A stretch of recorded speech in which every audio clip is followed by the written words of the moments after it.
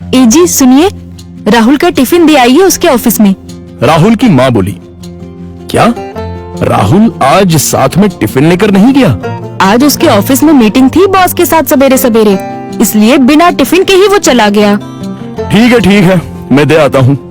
राहुल के पिता तैयार होने के लिए कमरे में चले गए। एक दिन पहले, माँ, मेरे दोस्त के पिताजी भी टीचर थे। उन्होंने देखो कैसे आलीशान बंगला खरीदा है। नहीं तो मेरे पापा, हम आज भी इस किराए के मकान में रहते हैं। राहुल गुस्से से बोला। राहुल, तुम्हें पता नहीं शायद, पर तुम्हारे पापा घर में सबसे बड़े थे, इसलिए 2 बहन और 2 भाइयों की शादी उन्हें ही करनी थी, और साथ में तुम्हारी पढ़ाई का खर्चा, और तुम्हारी बड़ी बहन की शादी भी तो थी। किसने किया ये सब? क्या फायदा इन सब का? उनके भाई बहन अब बंगले में रहते हैं। कभी उन्होंने सोचा है कि अपना भाई किराए के मकान में रहता है तो उसके लिए एक छोटा सा घर खरीद के दे दे? ये सुनकर माँ की आंखों में आंसू आ गए। उन्हें समझ नहीं आ रहा था कि जन्म दिया बेटा अपने बाप के बारे में ऐसी बातें कर रहा है। फिर माँ बोली, तुम्हारे पिता ने अपना कर्तव्य निभाया, अपने भाई बहनों से कभी किसी चीज की उम्मीद नहीं की। राहुल पागलों जैसा बोल रहा था। अच्छा वो ठीक है, पर पिताजी लड़कों की ट्यूशन लेते थे। उनसे अगर फीस लेते तो आज पिताजी पैसों की गद्दी पर सोते।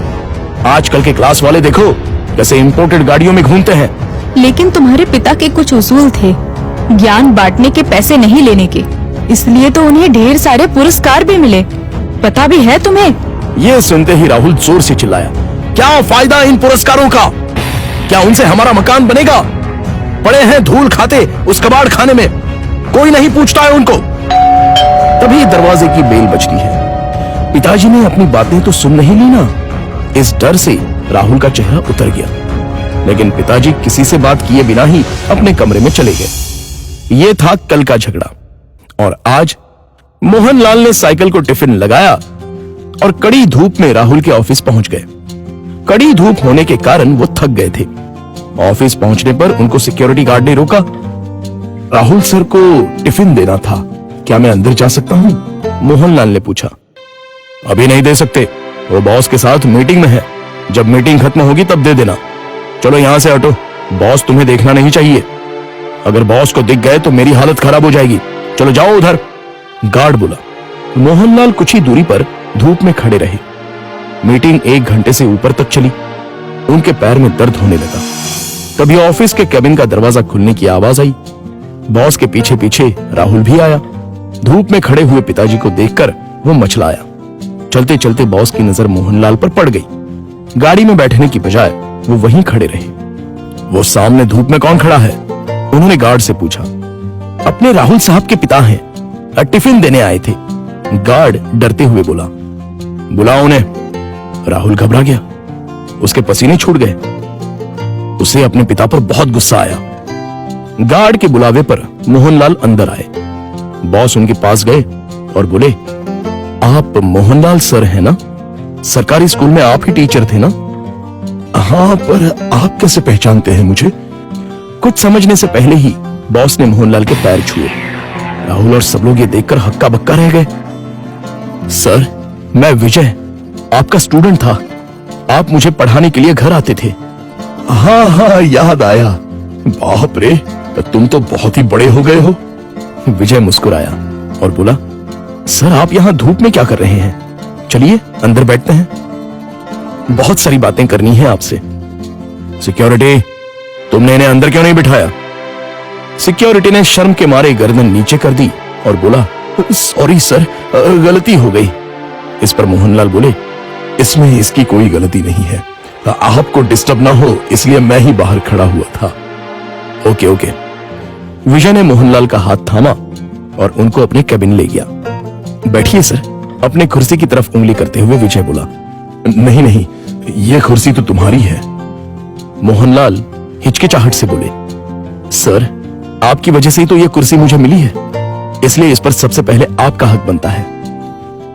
विजय ने जबरदस्ती मोहनलाल को अपनी कुर्सी पर बिठाया। शायद आपको पता नहीं, लेकिन अगर सर नहीं होते तो आज ये कंपनी नहीं होती और मैं अपने पिता के साथ उनकी दुकान में बैठा रहता। विजय ने अपने साथियों से कहा। राहुल और मैनेजर आश्चर्य से देखते ही रह गए। स्कूल के टाइम मैं एक एवरेज स्टूडेंट था, मुझे पढ़ाई में दिलचस्पी नहीं थी। मार्क्स कमा रहे थे, इसलिए मेरी माँ मुझे सर के पास उनके घर ले गई और ट्यूशन लेने के लिए कहा। पर सर के घर पर जगह नहीं थी, इसलिए वो हमारे घर आकर मुझे पढ़ाने लगे। लेकिन सर ने कभी फीस नहीं ली। सर के पढ़ाने के तरीके से फिर धीरे धीरे मुझे पढ़ाई में रुचि आने लगी और मैंने 10वीं में दूसरा नंबर लाया। ये देखकर तो मैं हवा में उड़ने लगा। My goodness! पर सर ने कभी आपसे फीस नहीं ली? मैनेजर ने पूछा। मैं मां के साथ मिठाई लेके सर के घर गया। मां ने 50,000 का चेक सर को दिया, लेकिन उन्होंने वो नहीं लिया। तब सर ने एक बात कही थी जो आज भी मुझे याद है। सर ने कहा था, मैंने कुछ नहीं किया, आपका बेटा ही होशियार था। मैंने सिर्फ उसे रास्ता दिखाया है और मैं ज्ञान बेचता नहीं हूं, दान करता हूं। फिर मैंने 12th करने के बाद MS किया और अमेरिका जाकर पढ़ाई की और वापस आने के बाद ये कंपनी स्टार्ट की। एक पत्थर को सर ने हीरा बना दिया। सर, आपको सच में दिल से प्रणाम। मोहनलाल की आंखों में आंसू आ गए। यह सच में कमाल की बात है। बाहर दुनिया में पढ़ाई का बाजार चल रहा है और इन्होंने बिना फीस लिए पढ़ाया। मान गए सर आपको। ऐसे लोग उसूल के पक्के होते हैं। इन्हें पैसों की और पुरस्कार की भी चाह नहीं थी। इन्हें तो बस अपने स्टूडेंट का भला हो, यही दिन रात सोचते थे। सही कहा सर आपने। ऐसे लोग तो दुनिया में बहुत ही कम होते हैं। सर, क्या आज आप उसी किराए के मकान में रह रहे हो? मोहनलाल की जगह राहुल ने ही जवाब दिया। हाँ सर, उसी किराए के मकान में रहते हैं। आज मैं अपने सर को गुरु दक्षिणा दूंगा। इस शहर में मेरे कुछ फ्लैट्स हैं, उसमें से एक फ्लैट मैं आपके नाम कर रहा हूं। विजय ने कहा। क्या? मोहनलाल और राहुल एक ही साथ बोले। इतनी बड़ी गुरु दक्षिणा मुझे नहीं चाहिए। मोहनलाल बोले, सर प्लीज ना मत कहिए। काम के चक्कर में मैं अपनी गुरु दक्षिणा देना भूल गया था। बहुत बहुत शुक्रिया सर। शुक्रिया मुझे नहीं, अपने पिता को कहो और मुझसे एक वादा करो कि तुम अपने पिता के अंतिम सांस तक उनके साथ रहोगे। हाँ सर, मैं वादा करता हूं। राहुल इमोशनल हो गया और उसकी आंखों से आंसू आ गए।